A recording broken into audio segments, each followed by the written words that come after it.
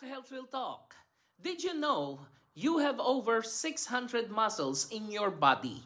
And even your face has 43 muscles just for the expressions. Kaya pala pag plastic ka, nakakapagod din.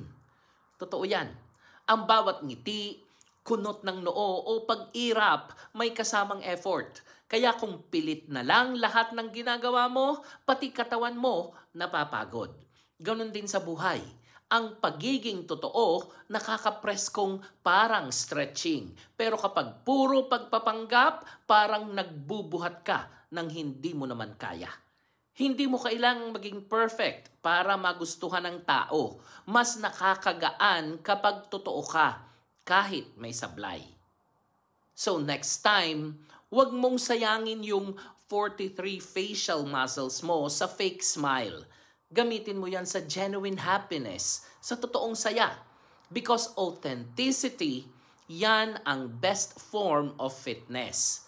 This is your Health Real Talk, reminding you that being real is healthy. Kasi kahit sa katawan, napapagod din ang plastic. Ako po si Arlene para sa Health Real Talk. Have a nice day, everyone.